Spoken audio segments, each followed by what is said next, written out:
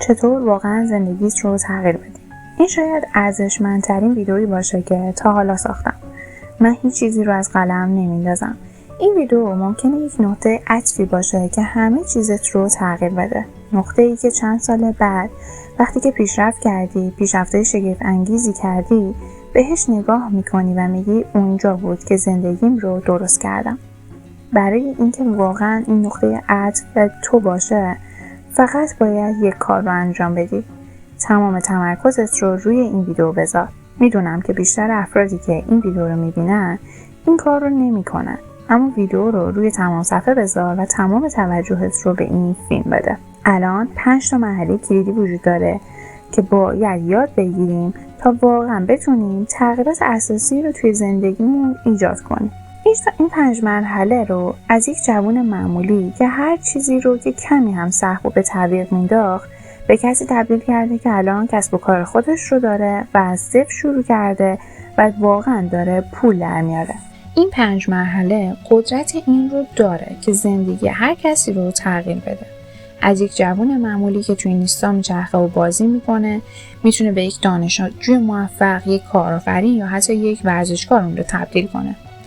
شاید سخت باشه که باور کنی یه ویدیو ساده میتونه اینقدر توی زندگی تغییر ایجاد کنه، اما توی این ویدیو بهت ثابت میکنم.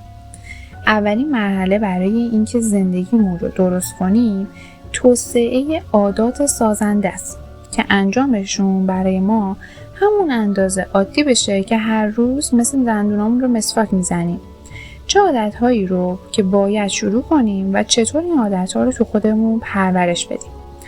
در واقع یه راه تقلب هم وجود داره که میتونم ازش استفاده کنم تا مغزم رو به طور خودکار به انجام این عادتها عادت بدم. اما قبل از هر چیزی بیایید بررسی کنیم که چه عادتهایی رو باید تو خودمون پرورش بدیم.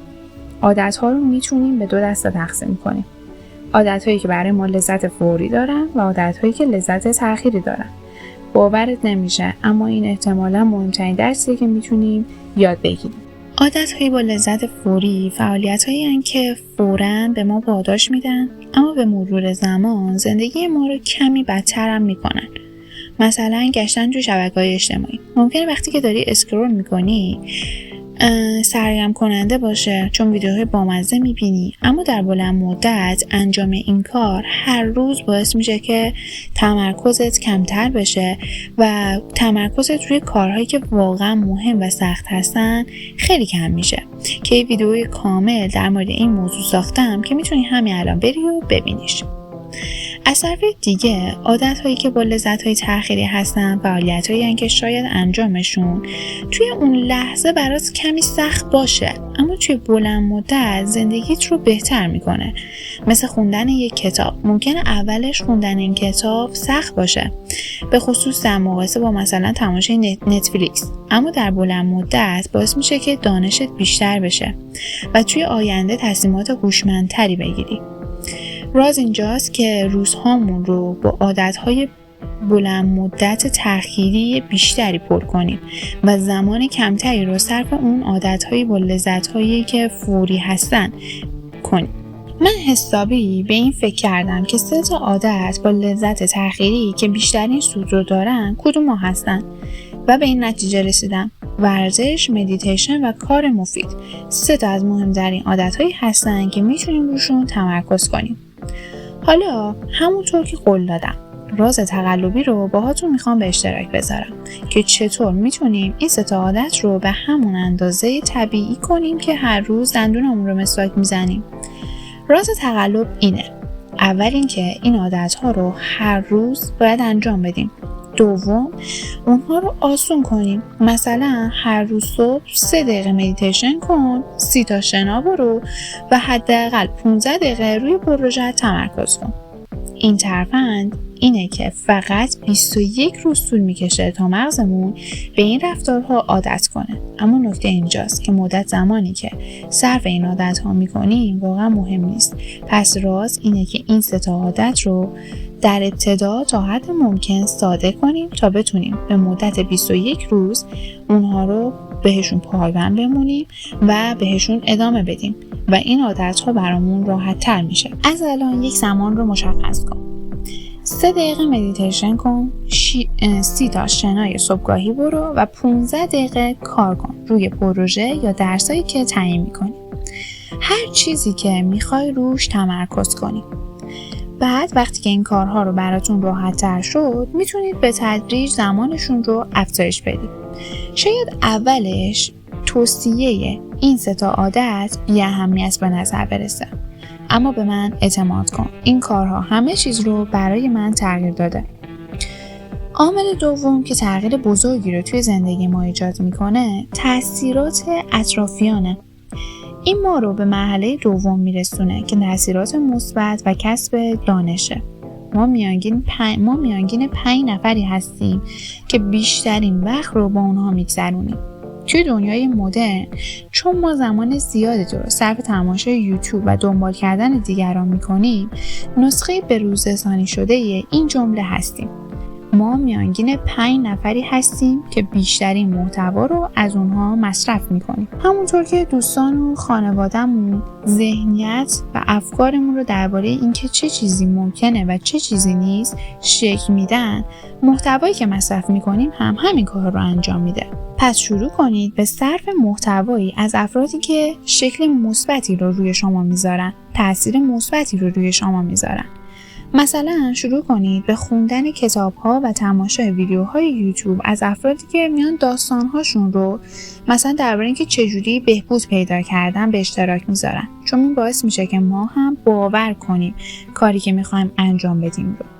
یک چیزی هست که اکثر مردم هنگام تلاش برای گرفتن نمره بهتر، درآمد بیشتر یا حالا بهبود توی هر شکلی فراموش میکنن و اون چیز سومین عامل توی تغییر زندگیه و اینجاست که به مسئله مهم سلامت روانیمون میرسیم.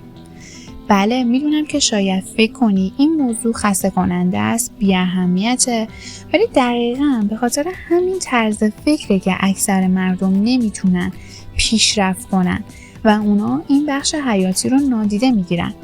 اگه به خاطر مشکلات حالا روحیمون حالمون خوب نباشه، نه توی مدرسه نه توی محل کارمون نمیتونیم اونجوری که باید عملکرد خوبی رو داشته باشیم.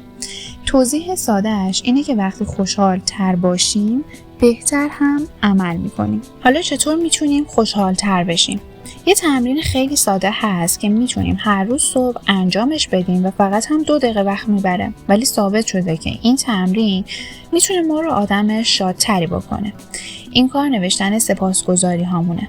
برای 2 دقیقه با یه خودکار و کاغذ بشین و به یکی یا چند تا از چیزهایی که در حال حاضر بابتشون سپاسگزار هستی فکر کن.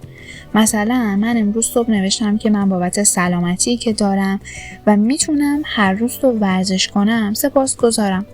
شاید این تمرین به اینکه اگه این کار حالا خنده‌دار بیاد، ولی نکته جالب اینه که این کار چند روز پشت سر هم انجام بده و مغزت رو به طور خودکار شروع میکنه به پیدا کردن چیزهایی که بیشتر در روز بابتشون سپاسگزار باشی و در نتیجه حال و هوای بهتری هم خواهی داشت. پس خلاصه سومین نکته اینه که اگه خوشحال تر باشیم بهتر عمل میکنیم و یکی از راههایی که خوشحال تر میشیم اینه که سپاسگزاری انجام بدیم. حالا من تا اینجا 3 تا مرحله برای بهبود زندگیت گفتم: سبک زندگی و عاداتمون، تاثیراتی که میگیریم و سلامت روانیمون. هنوز 2 مورد دیگه هست که برای ایجاد تغییر لازمه. 4مین مرحله هدف و مأموریت ما توی زندگی. منظورم این نیستش که آره من میخوام این چیزو خوب داشته باشم، آره میخوام نمره خوب بگیرم یا پول در بیارم. درباره یه چیزی خیلی مهمتر دارم صحبت میکنم. اون چیزی که برای انجامش ما به این دنیا آمدیم. مأموریت بزرگتری داریم. این یه سوال بزرگه و اشکالی هم نداره که فوراً جوابی براش نداشته باشی.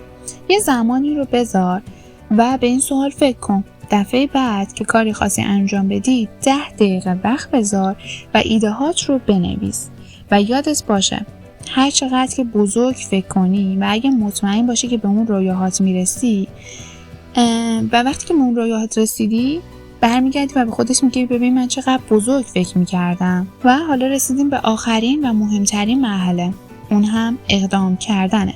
شما الان چیزای زیادی یاد گرفتید. بیشتر آدمایی که این رو میبینن به خودشون میگن این ویدیو خیلی خوبه ولی کاری برای تغییر نمیکنه.